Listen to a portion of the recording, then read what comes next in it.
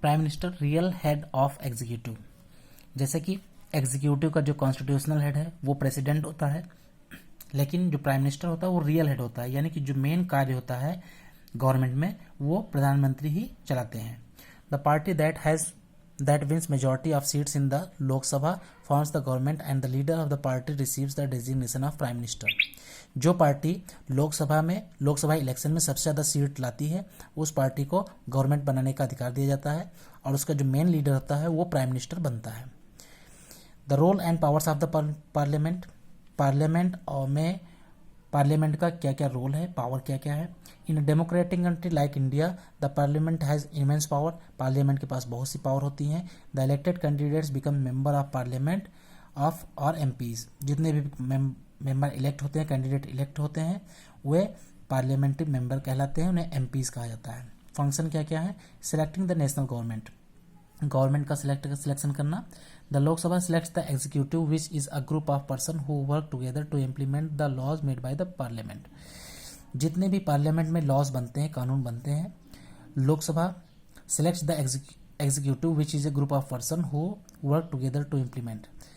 यानी कि इसमें जो भी पार्लियामेंट की तरफ से कानून बनाया जाता है तो लोकसभा की जो गवर्नमेंट होती है वो उसके सारे मेंबर मिलकर उस लॉ को, उस कानून को लोगों के ऊपर इम्प्लीमेंट करते हैं। The PM selects ministers from his party to work with him. जो प्रधानमंत्री होते हैं वो अपनी पार्टी के मेंबर्स को जो इलेक्टेड होते हैं उनमें बहुत से लोगों को उनका डिपार्टमेंट देते हैं। ठीक है, तो सभी लोग अपने अपने डिपार्टमेंट में अपना अपना वर्क करते हैं। बहुत से मिनिस्टर बनाए जाते हैं जो कि अपने अपने मंत्रालय में काम करते हैं। The Rajya Sabha initiate legislation and bill has to pass through Rajya Sabha in order to became a law. जब कोई भी बिल पास किया जाता है लोकसभा से तो उसको दोनों जो हाउसेज हैं दोनों हाउसेज में पास होना होता है। तो लोकसभा और राज्यसभा से वो पास होकर राष्ट्रपति के पास जाता है, प्रेसिडेंट के पास जाता है, उनके सिग्नेचर के बाद वो क्या हो जाता है, कानून के रूप में पार्लियामेंट से पास हो जाता है। नेक्स्ट है controlling, guiding and informing the government.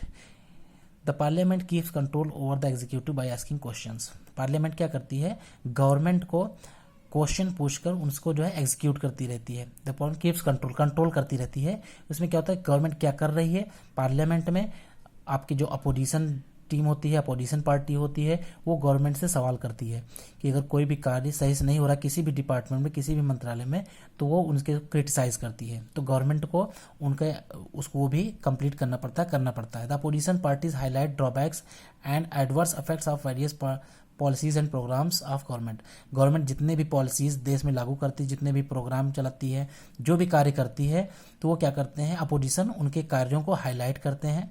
ठीक है, कोई कमी होती है तो वो उनको पार्लियामेंट में बताया जाता है। तो इस तरह से पार्लियामेंट का काम क्या है कि गवर्नमेंट को कंट्रोल करना, गाइड करना और समय समय पर इन्फॉर्म करते रहना। नेक्स्ट है लॉ मेकिंग। पार्लियामेंट कानून बनाती है। Law making is a significant function of parliament. Main काम है, इंपॉर्टेंट काम है पार्लियामेंट का।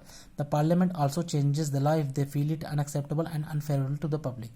अगर कोई भी ऐसा लॉ जो पब्लिक के लिए अनएक्सेप्टेबल है या अनफेवरेबल है, यानी कि वो अब सही नहीं है, कभी वो पब्लिक के लिए ठीक था लेकिन अब वो फेवर में नहीं है, तो पार्लियामेंट उस कानून को, उस लॉ को चेंज कर सकती है। पावर्स ऑफ द पार्लियामेंट, क्या पावर है।